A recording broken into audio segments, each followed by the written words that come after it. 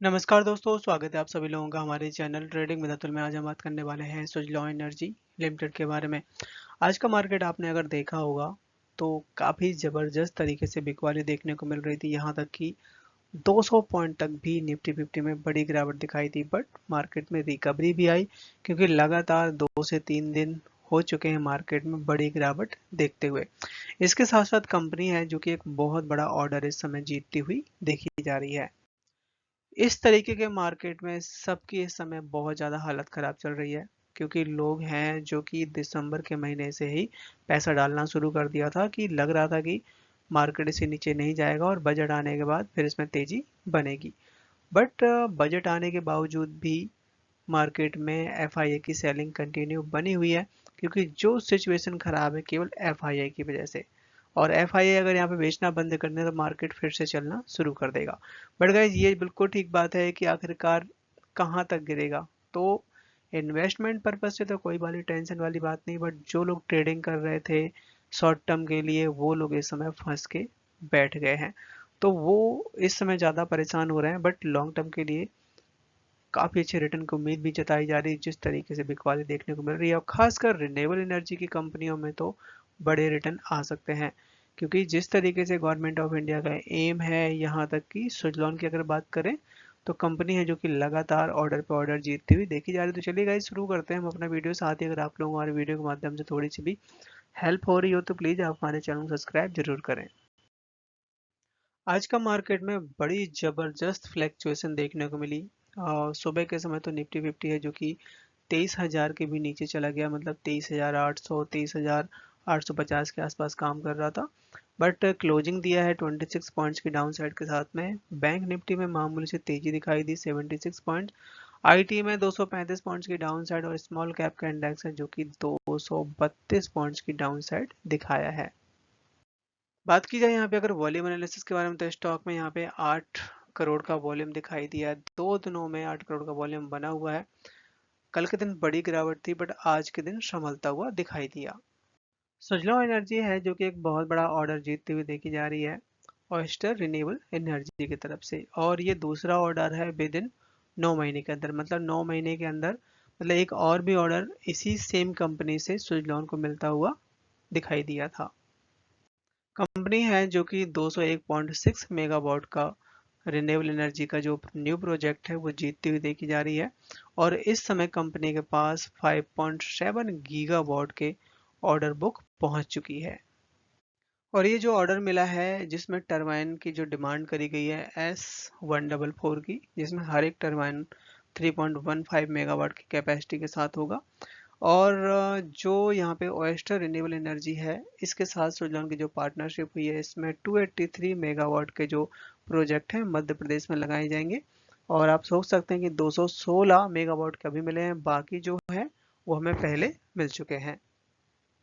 अगर बात की जाए यहाँ पे oyster renewable energy private limited के बारे में तो ये कह सकते हैं कि एक थर्ड पार्टी की तरह की कंपनी है जो कि कस्टमर से ऑर्डर लेती है और जो मेन कंपनी है जो कि रिन्यूएबल एनर्जी के लिए विंड टरबाइन पे काम करती है, सोलर पे काम करती है, उनको ऑर्डर देती है और वहाँ से लेके कस्टमर को सप्लाई करती है।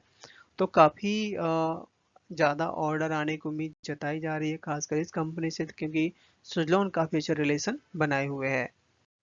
आज के दिन स्टॉक है जो कि 53 रुपये तक का हाई बनाया, लो बनाया 49 का, क्लोजिंग दिए 52 पे। 1% तक की तेजी बनती हुई देखी गई। चार्ट पर नजर डाली जाए तो यहाँ पे आप देख सकते हैं कि 85 रुपये तक का हाई बनाने के बाद स्टॉक है जो कि आज के दिन 50 के भी नीचे चला गया था। बट मार्केट संभलता हुआ दिखाई दिया और फिर से 52 रुपये के आसपास पहुंचा है क्योंकि यहाँ पे 50 रुपये सबसे बड़ा सपोर्ट बनने वाला है। उड़ीसा गवर्नमेंट की तरफ से अनाउंसमेंट आती हुई देखी जा रही है खासकर रिन्यूएबल एनर्जी के बारे में। आपने देखा होगा कि रिसेंटली अभी बजट अनाउंस हुआ है। बजट में अब हर एक स्टेट की गवर्नमेंट सेंट्रल का जो ऑर्डर आया है उसके हिसाब से अप्रूवल मिलता हुआ देखा जाएगा। मतलब हर एक स्टेट की गवर्नमेंट अपने यहाँ पे कुछ फंड जारी करेगी और आई थिंक डबल ही करने वाली है क्योंकि अगर हमें रिन्यूएबल एनर्जी को बढ़ाना है तो सेंट्रल के बाद अब यहाँ पे स्टेट का नंबर आता है बजट अनाउंस करने का। तो वही चीज़ यहाँ पे होती हुई देखी जा रही है खासकर उड़ीसा में।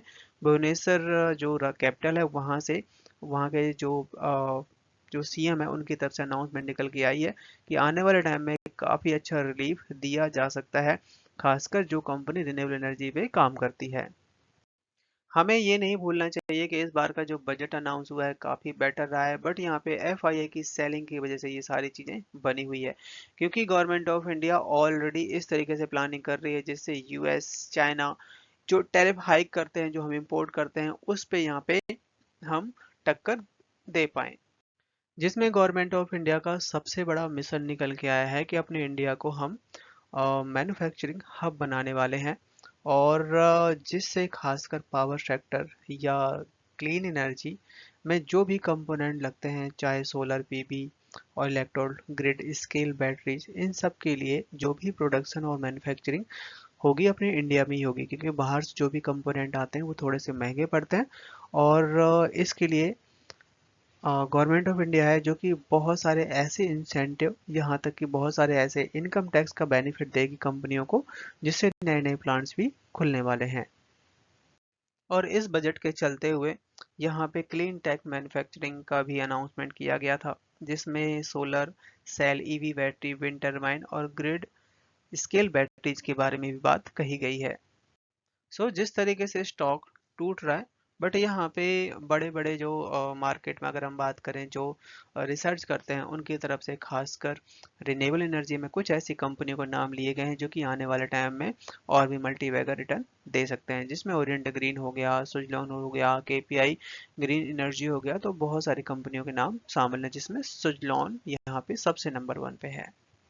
यहाँ तक कि मैनेजमेंट है जो कि 6 फरवरी से लेकर करीबन 20 फरवरी तक बहुत सारी मीटिंग करने वाली है, और वो भी आप देख सकते हैं कि आईसीआईसीआई सिक्योरिटीज, निमेरा, जेएम फाइनेंशियल, एक्सिस कैपिटल, यहाँ तक कि कोटक सिक्योरिटीज के साथ में।